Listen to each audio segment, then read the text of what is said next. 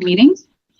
First item on the agenda is roll call. Good morning. I'll read the roll. Please let us know if you're here. Ty Adley. Here. Leslie Beek. Chris Dressel. Amy Hill. Here. Bill Holder. Here. Chris Jamrose. Here. Natasha Kaufman. John Klein. Here. Patrick McCarthy. Here. Charlie McKenzie. Here. Yep.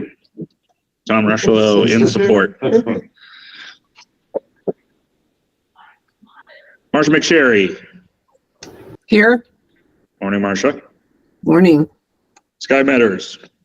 Steve Moriarty. Jay Peters. Dustin Saylor. Here. Morning, Dustin. Jeff Schaefer. Here. Lisa Schrader. Derek Spear. Dan. I was about to say Daniel. Dan Sellers. Here. Morning. Justin Taylor. Brent Warren. All right. We have a quorum of members present, but we won't be doing any virtual votes. All right. I will move on to the minutes from the January 3rd meeting. Hopefully anybody, sorry, we have. Sorry, could I be added to the roll and land listening for Marshall Star Development Center? Oh, yeah. We can note your attendance. Thank you. Yeah. All right. Hopefully everybody had a chance to review the minutes from January 3rd. Are there any questions or comments? No. If not, we would just need a motion to approve. So moved. Do we have a second? Second. All those in favor? Aye. Any opposed? Minutes are approved. We will go on to the secretary's report with the administrative modifications. Yep, the administrative modifications, they are in your packet for January and February. They look like these right here. They're also noted online. Modifications are technical corrections or minor updates to projects that this committee, as well as the policy board, have granted staff the approval to do between meetings. So this is presented for informational purposes only. There's no action required, as these modifications have already been complete. But you can see the full listings in your packet or online. If you have any questions, feel free to contact staff and we'll be able to answer those. That concludes the secretary's report. Thank you. Do we have any old business? No business today. All right, we can move on to new business with Transportation Resolution 03-24. Good morning. Morning. Just bear with me. I did get my wisdom teeth out, so if I sound a little funny, that's what it is. We'll start off with Transportation 3-24 with our locally initiated project, sponsored by the City of Goshen. It's located at East College Avenue from Century Drive to the entrance of Plan Development. This is phase 3 of the project with the action of moving the construction phase out of the 2014. Moving to our NDOT initiated projects, this one is located at State Road 15, a little over 3 miles north of US 6. And it has the action of adding the right-of-way phase to the tip.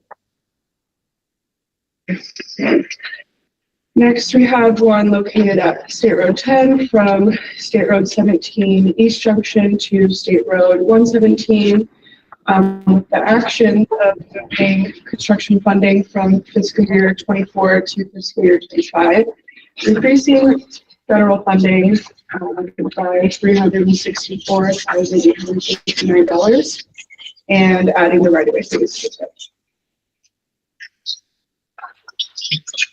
The next project is located at State Road 106 from the west junction of US 6 to the east junction of US 6, with the action of adding the project to the test.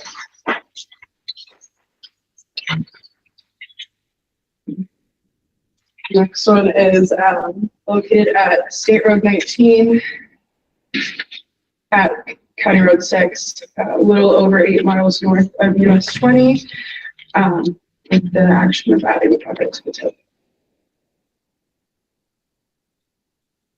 I think this It's located at State Road 119 at County Road 13, little under 5 miles east of State Road 19, with the action of adding a project into it. So you just asked to meet or stand up these items. Are there any questions? I did have a couple quick questions. For C, has there been, do we have an estimated idea of when that's going to occur in terms of like the school year? Because the academy has a lot of the residential. Yeah, I mean, Academic buildings on the south side and the fields. project is still a few years out. Okay. Okay, so if we're looking at this, right of way would be fiscal 24, which would start theoretically this July, but it would run anytime from July 2024 to June 2024, or sorry, June 2025. And then the construction, the bid letting would happen sometime between July of 2025 to June of 2026, if that makes sense. Okay. So we're about roughly 18 months away from the potential of the construction happening. Okay. But what we can do is we can try to figure out, is anybody from the LaPorte district on the call? Lisa, I see that you're there. Maybe not. I was going to say, what we can try to do is figure out for that project what letting it is currently marked on. Obviously, yep, we can hear you, Lisa. Sorry, I couldn't find the unmute No, button. you're okay. Yes, I am here. So we were talking about DES number 20615. Yes, It's State Road 10 from 17 to 117, more or less. So what we were curious about is the proposed construction schedule for that project, just because it's right next to the academy. And with the Yes. academy traffic, Ty was curious about maintenance of traffic and those kind of things that might impede just in general, like General academics, and then you'd have almost the entire north side is fall sports. right. So it's currently on an August letting, which would more than likely be a spring 2025 construction. But we would coordinate, we would want to coordinate regarding any local, planning of events. So we would certainly coordinate up front with regard to that. Okay. Our project manager is Glenn Hanslick. And so I'll make sure to communicate that with him and be sure that we're reaching out. Can I get a contact name and phone number? Sure. Ty Adley, and phone number would be 574-935-8532. And you can always include us on that as well. And we've been doing a lot of work with Culver with their comp plan and everything like that. So Right. we can always Sure. be in contact with the academy or the town. Okay, but Ty, that was 574-935-8532. Yes, ma'am. Right? Okay. Perfect. Thank you. Thank you. Yeah, I was just trying to make sure that was coordinated because they've got a lot of pedestrian traffic that That's a good walk point. across that Yep. space, Absolutely. and not always with adults. Yeah. So, Okay. Construction is just a little concern there. And then the other one I had was on D. 106. Yeah, for 106 was with the Stellar project and the funding, they went through some downtown stuff. I don't know if they coordinated with Keith or, it's their roadway anyway, but I know they did some downtown revitalization stuff. Right. So try not to impact the investment they just made into a lot of that through state funding. Yep. I just know those are. That one is scheduled for March, so that'll be a spring of 2026. Yeah, plenty of time. Right. And Bremen does have a new town manager. Yeah. So if that project manager has any challenges getting a hold of someone, just let us know, because they a few months back did get a new town manager, so it's not trend anymore. Correct. Okay. Yeah. It's same email, same everything, just. Everything should be the same. Yeah. Okay, Let us. perfect. All right, thank you, James. Next time. Any other questions? If not, we would just need a motion to endorse. So moved. Do we have a second? Second. All those in favor? All right. Any opposed? A resolution is endorsed.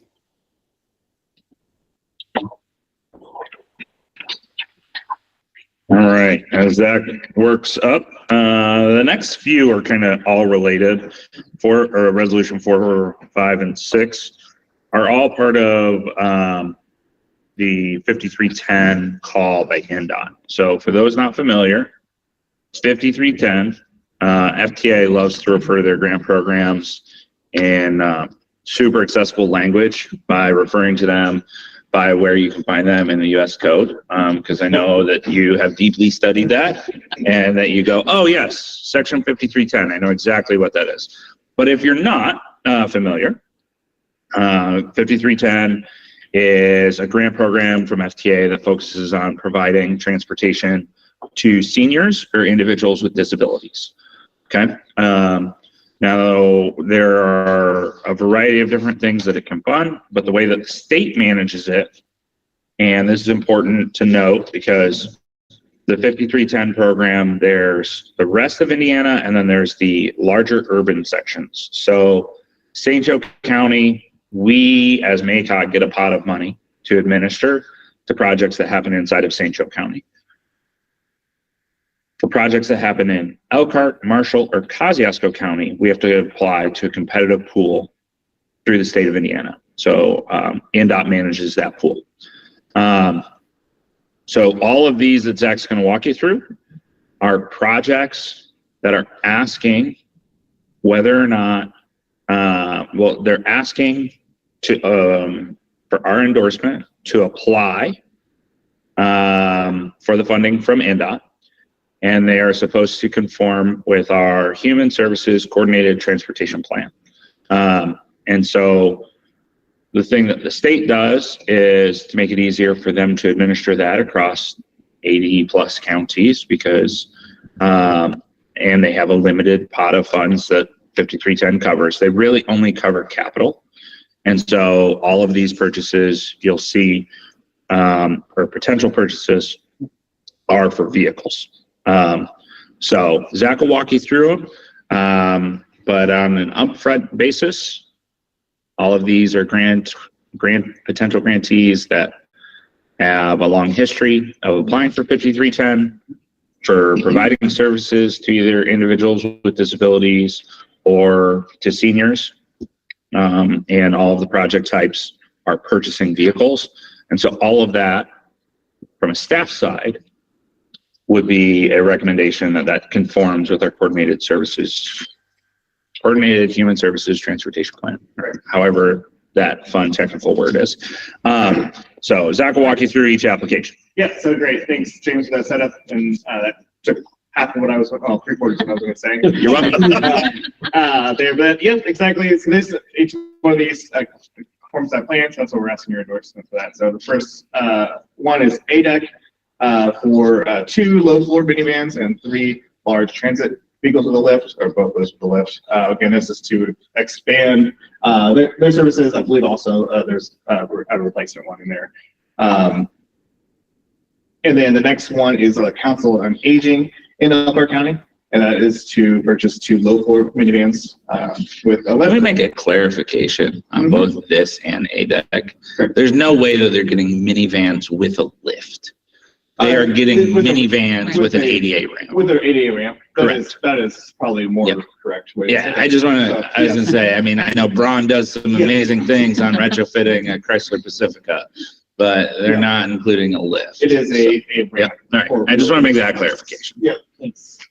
And then the last one is the Marshall Stark Development Center, and they're also then seeking just 6 medium transit vehicles as well. And so again, this is for all services related to transportation for elderly or those individuals with disabilities. And all these agencies, as James mentioned, have participated in this program before and kind of fulfill those requirements to that. So today I'm asking for your endorsement to the resolution 4-24, 5-24, and 6-24 for these agencies to proceed with their application to the state.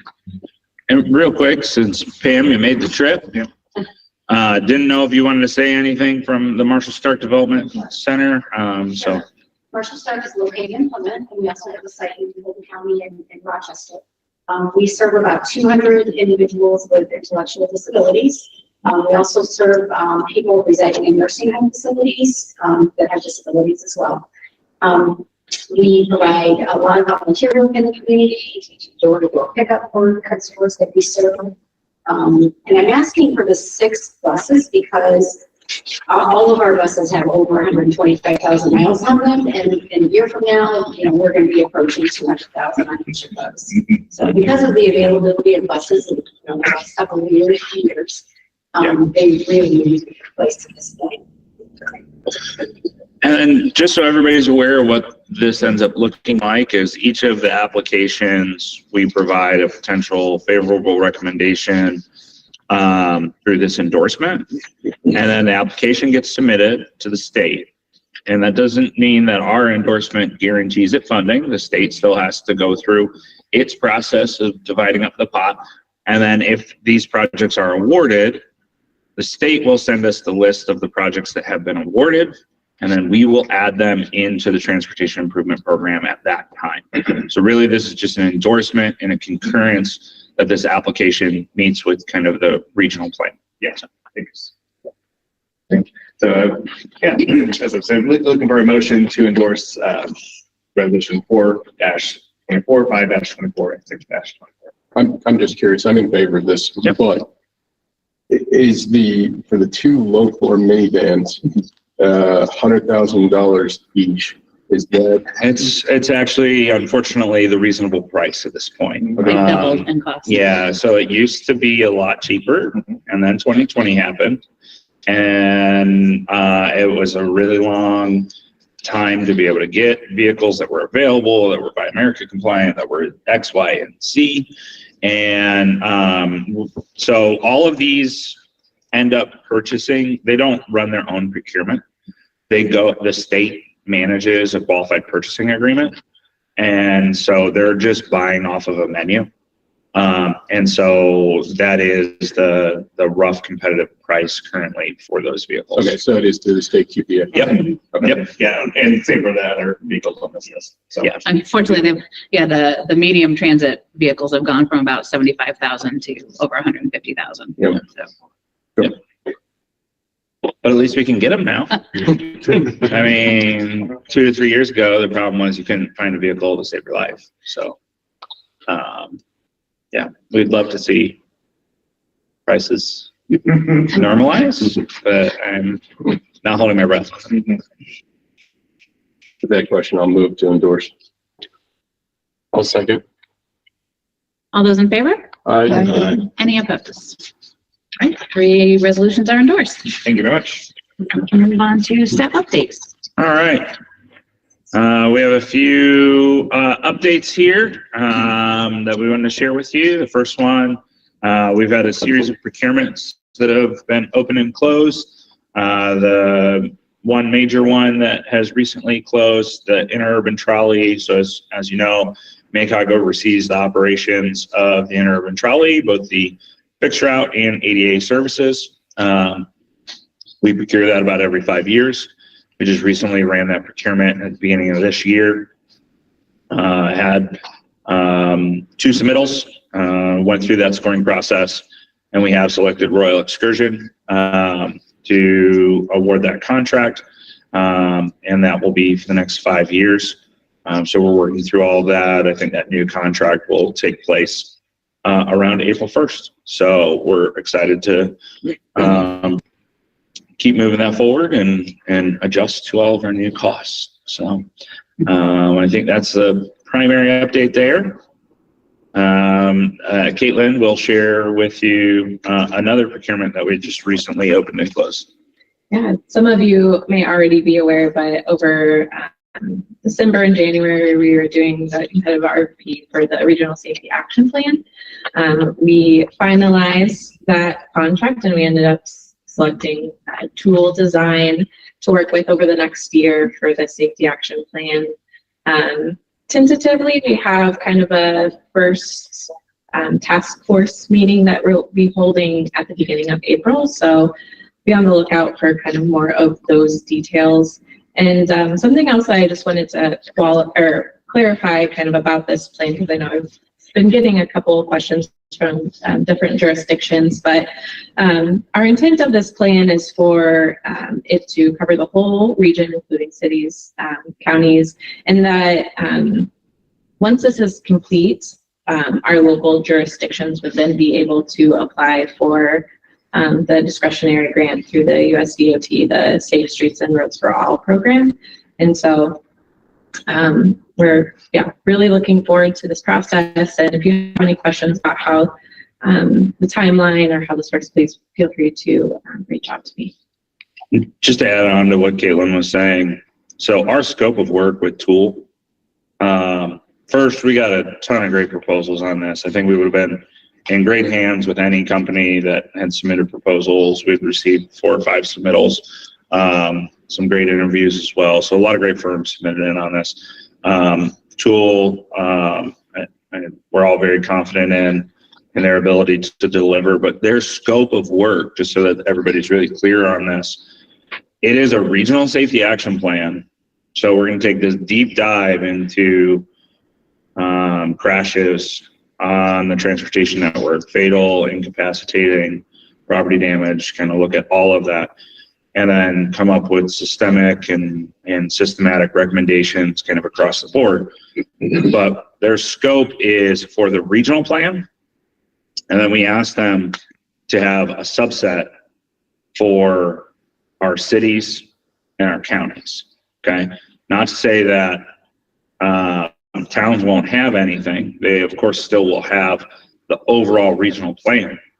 But we want you all to be able to have essentially, you have your regional plan here, and then you can tear out these pages here and go, and this is Mishawaka's plan, right? So that you all have what you need moving forward. Right now, there is an open call for SS4A. And we would anticipate our plan being completed around this time next year. So around this time next year, you're going to be eligible to apply for those competitive implementation funds. So be a part of this process. Please be involved. Not only does it set up potential funding through SS4A in the future, but then just the way that we provide funding in our existing programs or go after other competitive programs as well. So we'd love for you to be involved, but know that you don't need to hire anybody to go out and make one of these. We've got you covered. Whether it's Plymouth or Mishawaka or Elkhart County, we've got you. If I didn't mention you, we have you as well, but I was just doing it for reference. Excited to have that underway and finished within the next year. All right, the next update kind of deals with our project development for our local federal aid projects. I'm gonna warn you, this next one's a little explosive. So just, I apologize. It's not us. We're just the messenger. Yeah, and this is something that we'll likely be discussing at quarterly tracking that's coming up in April. But I just wanted to make all of you aware, if you do have federal aid projects that, over the past few years, I think this preparation schedule has been given a little bit of leeway in terms of meeting deadlines, and starting with July or around the July letting, NDOT would like to hold that all documentation for projects that are going to letting need to be submitted by this final tracing submission date. So for a July letting, that means that March, all of the documentation right away, all of that needs to be submitted into NDOT so that they can kind of wrap up their final steps and review before a letting process. And so this is a change, I think, to what we have been given as of the recent years. And so I think moving forward, we'll have to be cognizant about our project development timelines and ensuring that we're meeting this final tracing state in order to have successful lettings. So yeah, I just wanted to kind of mention that, give everybody a heads up, especially if you have projects that are letting here in this next year time frame. It'll probably be a shift. So yeah, I mean, we're giving you the advanced screener when you go to road school next week. If you're going, I think Kathy will have a more detailed kind of presentation, specifically outlining kind of the why, which is, for a lot of us, this date is a date on a piece of paper, but there are a lot of functions that have to happen inside of their very large organization and different departments, and this group's got to do that and get this thing to this person. And so with the leniency that projects have been provided over the years, which has been great, especially for implementation or getting things to a letting, it means that certain tasks that NDOT's supposed to do don't happen in the right function, don't happen, etc. And it can provide a lot of heartburn for them. And so this is just going back to and reinforcing the dates that were already there, that have been there for a decade. But it does mean that there will be a little bit of a culture shift back to this final tracings submission date, which is many months ahead of where some of the times we've been able to submit things. So this will potentially have impacts to your schedules, but really things from the July letting on, you're going to be held more firmly to that final tracing submission date. So make sure that you're communicating that with your consultants, and just know that NDOT's leniency around that date is going to become a lot more rigid. So you'll hear more about it at road school and in other conversations, but we want to give you that advanced heads up, because if we're talking about projects that happen in July for letting, that final tracings is already March 18th. So it's going to happen really quick, and it's going to feel really sudden when your project is on, the July letting, and you all of a sudden have 2 weeks or less to get everything submitted in, and you thought you might have had an extra month or so. So I don't think this is, it's just one more restriction, which I don't like, one more restriction, but there are a lot of people's work downstream from when your documents get submitted that do have to deal with getting everything to that actual bidding. And so this will hopefully help them. Now the conversations I immediately had with Kathy when I heard about this is, so I would ask for 2 things personally, not to say that she's going to give it because I asked for two things, but the 2 things that immediately came to my mind is, will consultants actually be scored and receive performance evaluations on their ability to hit final tracings. Because, you know, there was some conversation about, well, you know, there's lots of consultants that aren't hitting these dates. And I said, well, they're really not rated at all, especially on hitting this date. So I know they are looking at that. I don't know if she'll have more information about that at road school. But the other one that was probably even more pertinent was environmental reviews. That environmental reviews have become laughably long or painfully long. And I'm all good for a decent environmental review, but the problem that I outlined was you have an environmental document that you've worked on for 8 months, you submit it, and then it goes through 8 months back and forth of comments of, okay, here was our initial set of comments. You address all those comments. Oh, well, we also never looked at this section over here. So now we have comments, you know, all of our comments before were about wetlands, but now we have comments about historic properties.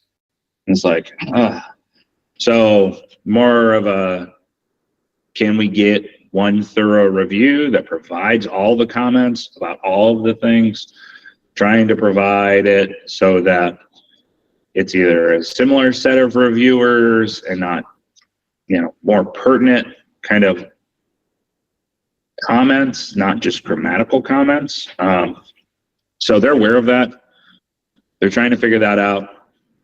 I, again, have no promises that it will get fixed, but it is an area that I know we've had a few projects that the project manager was, or the NDOT project manager was a little bit more lenient on final tracings because the environmental review took 8 months. And so, you know, they were trying to help us out because of other problems caused in other areas. So we'll see if those two things get better. But this will be a fairly sizable shift initially, but I think we'll all get used to it again. We've managed this before. This used to be a thing and has just become a little bit more lenient over the years. So.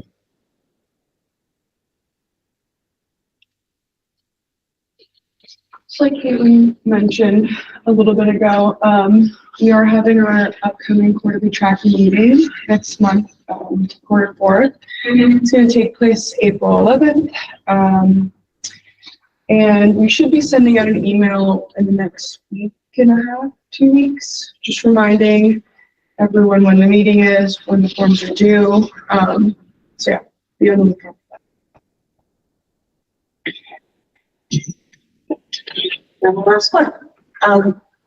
Just a reminder, our annual Partners for Clean Air Award selection is coming up quickly. It's early this year, Wednesday, April 17th, just a little over 6 weeks away.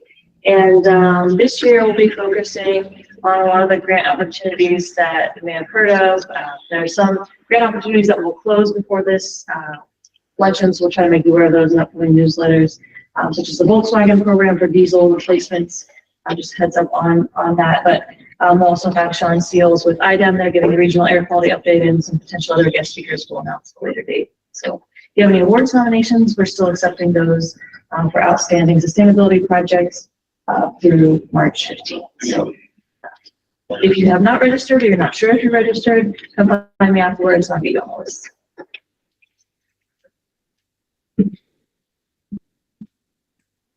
All right, privilege of the floor. Any questions or comments from anybody on the committee? If not, we can move into public comments. Any public comments? We don't have any public comments online. No, I don't see anything online. No one's moving here in person, so I don't believe we have public comment. And then we would just need a motion to adjourn. So moved. Do we have a second? All those in favor? Aye. Thanks, everyone.